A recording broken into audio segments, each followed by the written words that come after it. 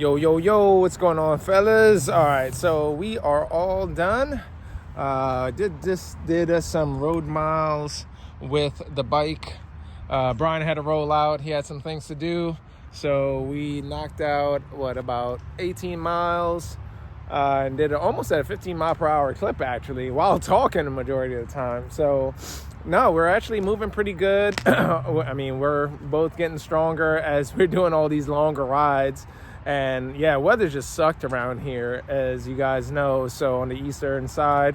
So yeah, man, just had to get some pedaling in. Trails, I mean, right now it looks dry behind me, but trails are garbage, considering it rained 2 days in a row already. And then rain, I think tomorrow, Wednesday may be clear, and then a little bit on Thursday. So we'll see if the actual second race. So last Sunday that just passed was actually supposed to be Rails to River. That got canceled on Sunday.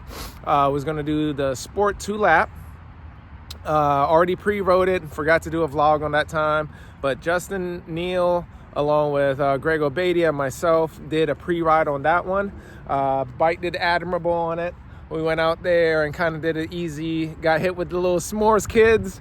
It's always cute seeing those little tiny suckers out there. I mean, my kids are 5 and 4 essentially, and just seeing those 5-year-olds out there just pedaling through, going through all the water on a little Congo line, man, out there, that system is pretty darn cool.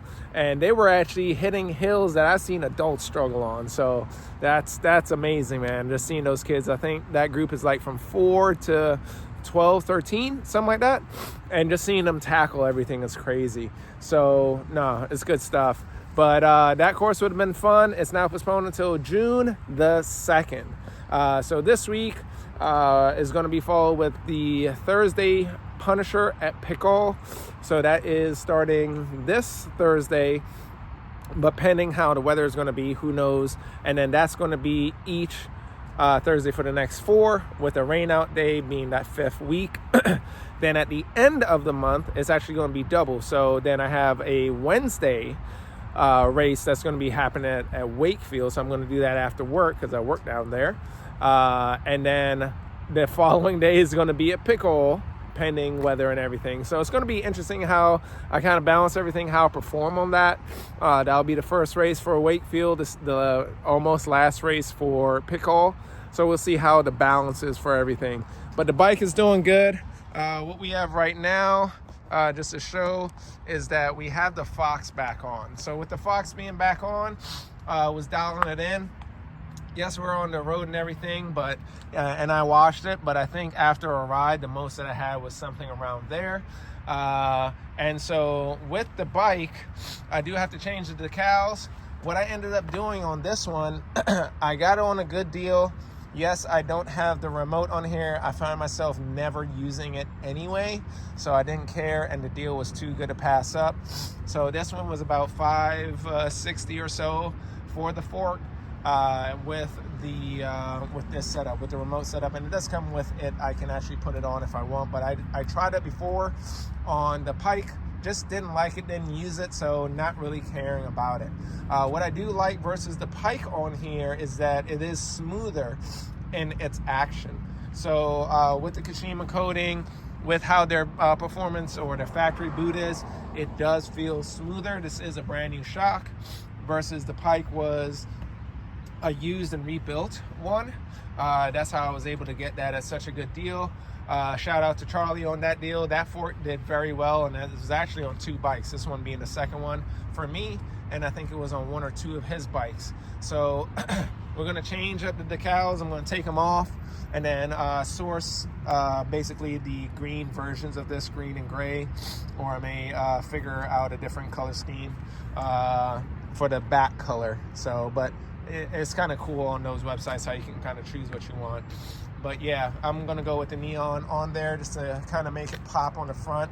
Other things on here, I was trying out a different water bottle on my back just seeing how I perform and seeing about having the bike as light as possible. So didn't carry any pack on the rear. This is pretty much empty, and then no water bottles on the bike, just to see how it feels light. Talking to Greg, he just says, hey, put all your crap on the bike. Even though he's a weight weenie, his bike weighs in medium like 22, almost like 22 and a half pounds. And he's got the transmission and all that other crap on his bike.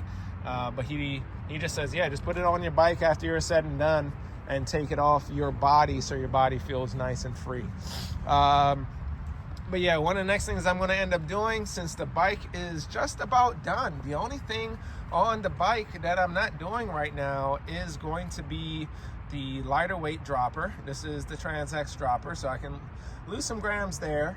And then lastly is going to be the wheel set and the tires for next season. So these are the Elite wheels, wheel set, which is fairly light.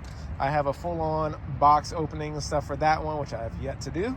And then that is paired with the ground control Grid T7s and the Fast Track T7s. And then the next set that I'll get is going to be lighter than these. These are 1,520 grams. The next set that I'll end up getting will be in the 1,200 gram range. And I'll put Fast Tracks on the front and Renegades on the rear.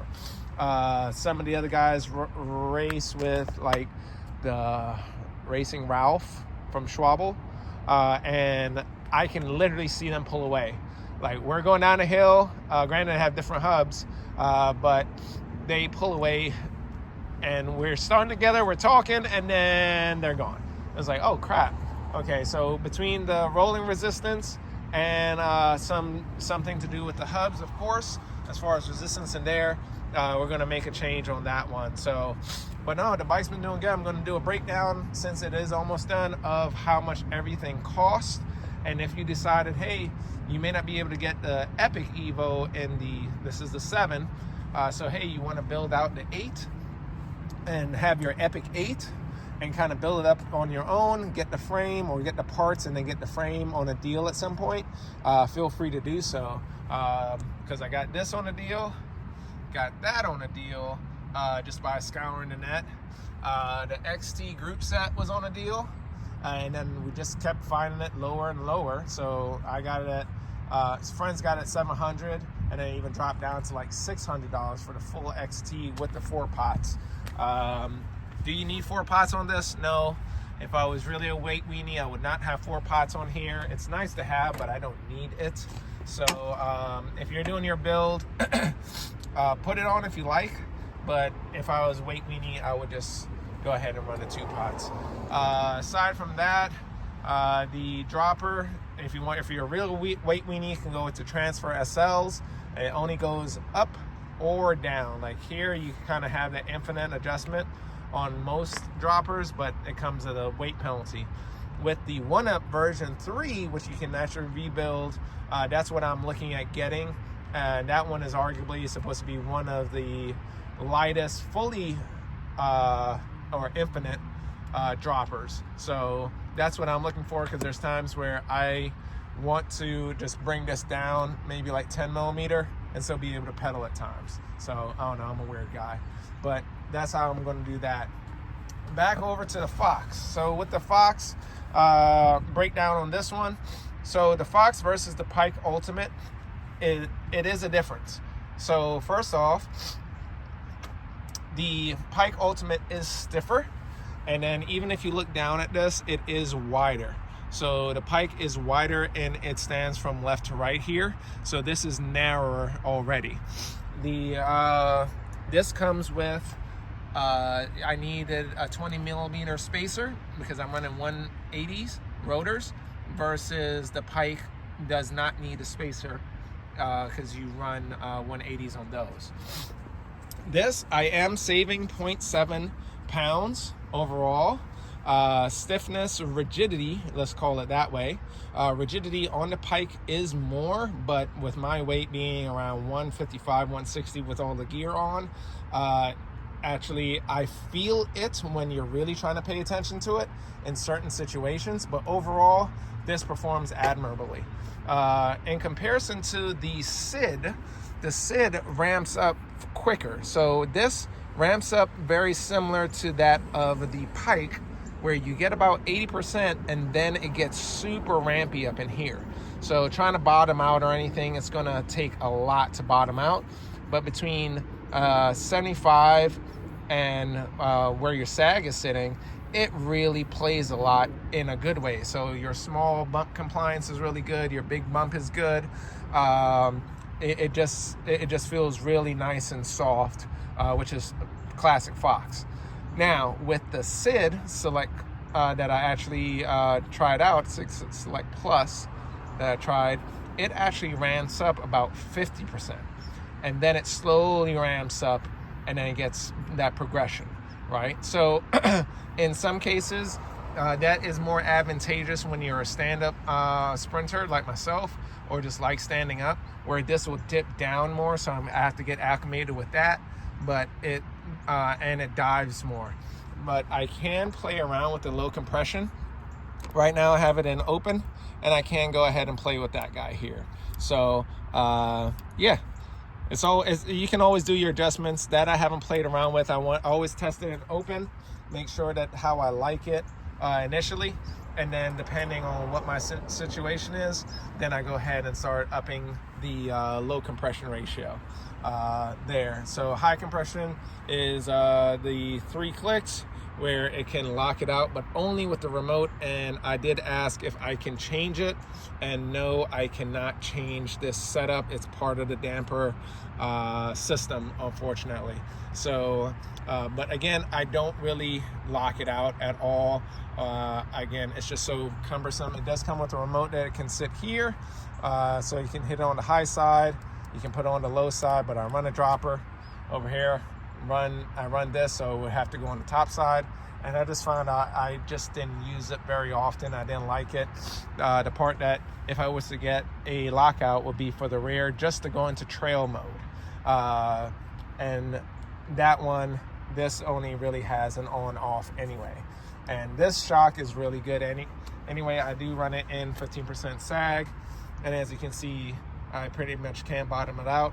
So I'm going to try and pump this up to 15% sag and kind of make it more of a soft tail.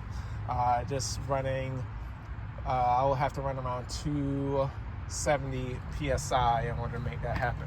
So no, bike's been solid. The Elite wheels running real nice and good too. No major complaints other than the ratchet. I would like to do an upgrade on that. We tried unsuccessfully, so I just put it back to normal.